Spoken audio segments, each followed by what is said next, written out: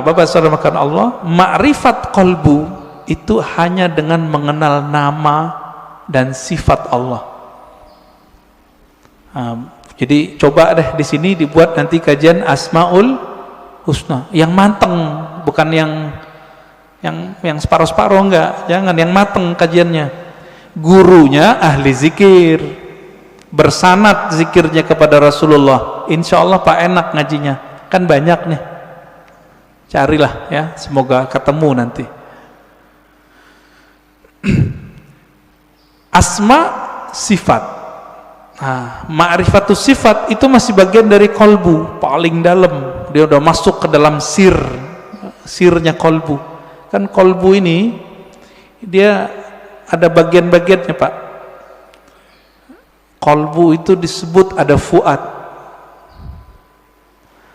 Ada yang disebut dengan lub. Inti dari kolbu disebut lub. Rahasia yang ada di dalam inti kolbu itu disebut dengan sir.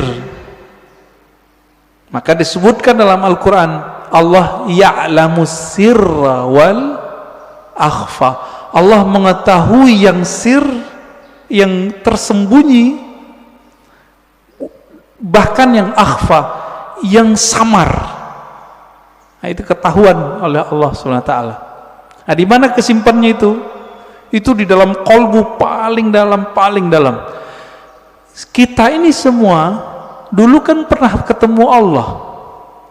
Memori itu kesimpan di situ, Pak. Ada yang ingat nggak? Nggak ada yang ingat ya? Bener. Makanya Allah utus Rasul. Supaya apa? Memantik sir supaya dia kemudian kembali muncul. Ketika muncul sir itu bernama zikir. Ketika dibahasakan dia bernama ma'rifat. Ma'rifat itu ungkapan pengenalan si hamba kepada Allah Subhanahu wa ta'ala. Bapak nih pernah ketemu dengan seseorang dulu, kesimpan nggak di memorinya? Kesimpan. Ketemu seseorang yang berkesan. Apanya yang berkesan? Parfumnya. Nanti kita ketemu parfum yang sama, itu teringat Pak wajahnya. Itulah sebabnya jika ada orang benar teknik berzikirnya, bersambung sanad zikirnya kepada Rasulullah SAW, lisannya menyebut, akalnya memaknai, kolbunya merenungi, ruhnya merasakan, nangis dia saat itu seperti orang pulang kampung. Pertama orang pulang kampung habis merantau, rasanya gimana? Terharu, Pak. Nah, kalau Bapak Ibu ini kan pada hari raya di luar kota lagi merantau, malam takbiran nangis dengerin takbiran. Kenapa tuh nangis? Ingat kampung, kirain ingat Allah. Takbiran ingat Allah, nangis. Wah, itu arif billah namanya, kenal Allah dia. Takbiran nangis, ingat siapa? Kampung. Kita lupa, kita punya kampung lain namanya kampung arwah. Lupa apa ya? Kampung arwah. Ngapain si arwah di kampung itu? Dia menatap Allah Subhanahu wa ta'ala. Dia menatap Allah, Pak. Supaya dia bisa menatap Allah lebih dekat, apa yang dia lakukan? Dia mendekat kepada nur sumbernya. Itu yang disebut nur Muhammad. Jadi dulu itulah yang dikatakan oleh Nabi, kuntu nabiyan, aku sudah jadi nabi, Adam belum dicipta, udah jadi nabi di alam ruh. Makanya roh-roh itu mendekat semua kepada Rasulullah supaya bisa tetap dekat memandang Allah Subhanahu wa ta'ala. Itu Pak maknanya. Itu kalau kita punya ruh yang bercahaya, pasti rindu ingin mengenal ilmu ini, pengen mengenal ilmu ini. Itu yang bikin orang nangis, nangisnya permanen Pak. Tangisan itu yang bisa memadamkan api neraka. Kalau tangis yang malam takbiran tadi enggak. Itu mah tangis pulang kampung. Mau pulang gak ada duit. Atau kayak tahun-tahun ini kan mau pulang kena COVID. Dompetnya Pak kena COVID. Gak bisa pulang, nangis. Itu nangis apa? Teringat kampung fisik. Jadi jika orang bisa nangis karena ingat kampung fisik, kampung badan ini, teringat orang tua zahir, apalagi jika dia teringat dengan orang tua rohaninya. Sering dengar nggak istilah Nur Muhammad? Ya, masih ingat disebut apa? Nur Muhammad itu Abul Arwah, bapaknya sekalian roh. Maka ketika ruh itu rindu ke siapa? Dia rindu sama ayahnya. Itulah kenapa kalau solawat jadi wajib dalam solat. Allahumma salli ala Sayyidina Muhammad. Ini orang malah debat, nggak boleh pakai Sayyidina, boleh pakai Sayyidina. Itu mah debat biasa itu. Kolbunya, ruhnya rindu nggak kepada Rasulullah? Nah, kalau sudah sampai ke sana, dia sudah sampai ke ma'rifatur ruh. Mengenal ruh dari mana dia berasal. Dulu dia bersama siapa. Nah, ini kabar gembiranya Pak. Ruh kita ini dulu ngapain di sono, sekarang diulang aktivitasnya. Kalau dulu Bapak di sono suka mendatangi Nabi, suka mendatangi orang yang dekat dengan nur Nabi itu, maka sekarang Bapak pasti suka dengerin pewaris-pewaris Nabi. Pasti cinta sama zuriat Nabi. Nah, orang-orang yang dulu mencintai Rasulullah di sana, di alam ruh itu, dia cinta kepada nur Nabi. Maka Allah kasihlah dia fisik di dunia bernama Habib. Atau ulama, dua aja. Habib atau ulama. Jadi kenapa Habib terlahir sebagai Habib, Kiai sebagai Kiai, Gus sebagai Gus, Ajengan sebagai Ajengan? Karena dulu nurnya mengagumi nurnya Nabi sallallahu alaihi wasallam. Itulah makna hadis al-arwah junudun mujannadah. Hadis sahih Muslim. Ini syarahnya jarang orang menjelaskan ini. Roh itu dia berbaris-baris seperti tentara. Nah, dulu nih Bapak kalau dibukakan pintu kolbunya itu bisa lihat Pak. Dulu kita seperti ini di sono, ngumpul Pak seperti ini. Bapak kenapa sebut masjid ini Masjid Nabawi? Karena merindukan Nabi Sallallahu Alaihi Wasallam. Semoga para pewakaf, pendiri, pengurus diberkahi oleh Allah, diberi rindu kepada Rasulullah. Bahkan sebelum wafat Allah kasih mimpi ketemu Rasulullah Sallallahu Alaihi Wasallam. Amin. Pasti bisa Pak. Rasulullah kan nggak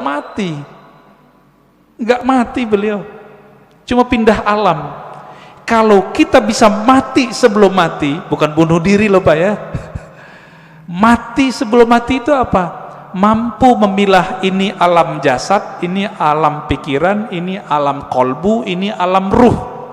Mampu dia berzikir, bertahan, bisa dia ketemu Rasulullah Sallallahu Alaihi Wasallam. Bisa Pak. Dulu Sayyid Muhammad Alawi Al-Maliki kalau mau ngapa-ngapain itu nanya sama muridnya, masih hidup, saya nggak usah sebut namanya, kalau disebut ntar jadi orang mengkultuskan beliau nanti. Orang kita Pak, Jawa Tengah kalau nggak salah ya, Kiai Fulan, bertanya ke beliau, bocah ya waladi, kira-kira begitu ya, anakku, coba tanya ke Nabi, saya mau melakukan ini, beliau restu nggak? Itu yang minta siapa? Sayyid Muhammad, keturunan Rasulullah Sallallahu Alaihi Wasallam, hafal banyak hadis. Muridnya pakar mimpi ketemu Rasulullah. Karena sholawat gak berhenti-berhenti beliau. Sholawat aja terus. Maka Bapak Ibu saudara makan Allah, jika ingin bertemu Rasulullah, sholawat terus. Terus itu apa ujungnya? Ujungnya mati. Jadi kalau belum mati jangan berhenti. Dijamin Pak, pasti. Kenapa? Hadis jaminannya jelas. Man shalla alaiya sallallahu alaihi asyara marat. Yang salawat kepadaku, Allah salawat kepadanya 10 kali. Saya mau tanya nih, ini 10 kali menurut kita atau menurut Allah? Coba lihat bahasa Arabnya. Sallallahu alaihi. Allah bersolawat kepadanya 10 kali. Berarti menurut Allah atau menurut kita? Kita ini Pak, cukup dapat 1 salawat dari Allah, pasti masuk surga. Salawat disertai rahmat, masuk surga. Kalau 10 ketemu Rasulullah Sallallahu Alaihi Wasallam, ketemu Rasulullah pasti. Maka Nabi mengatakan, ini garansi Rasulullah, orang yang paling dekat kepadaku nanti siapa? Aksaruhum salatan bi, yang paling banyak bersolawat kepadaku. Inilah media kalau mau ketemu Rasulullah. Bisa. Siapa yang bilang gak bisa ya? Nabi mengatakan nanti di akhir zaman ada Dajjal. Seandainya aku hidup saat itu, akulah hajijun alaikum, akulah pembela kalian.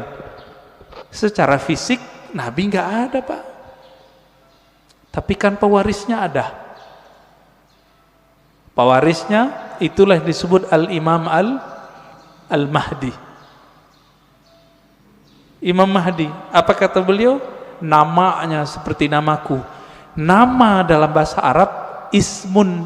Ismun artinya tingkatan dan kemuliaan, bahkan ilmu. Itu artinya. Bukan Muhammad bin Abdullah. Muhammad bin Abdullah mah banyak habaib namanya dari dulu Muhammad bin Abdullah, tapi bukan Imam Mahdi. Ya. Ini sekarang banyak yang kajian akhir zaman tapi terjebak pada riwayat ahli hadis fisik, tidak mempertimbangkan ahli rohani. Nah, ini kesalahan besar kajian akhir zaman hari ini. Akhirnya yang terjadi cocok logi.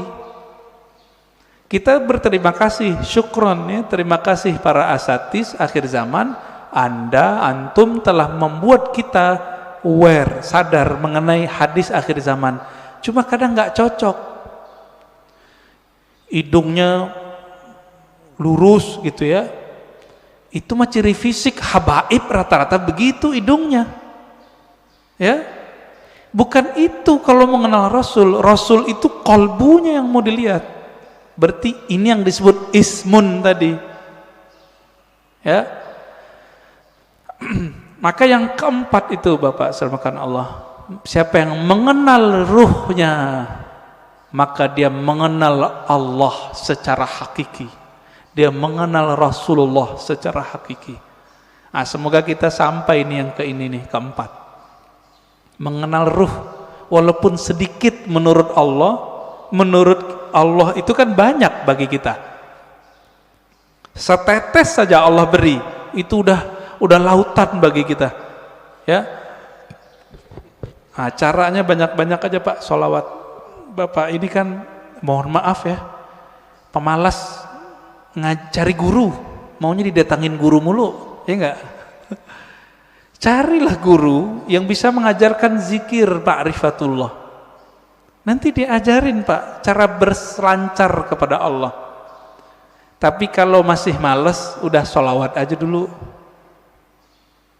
Nah, nanti sholawat ini nurnya akan membimbing kita, insya Allah ya.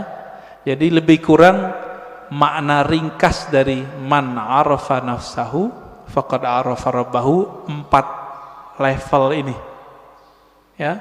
Tinggal dilihat kita bagian yang mana. Semoga kajian ini bermanfaat. Silakan kalau ada tanya jawab ya.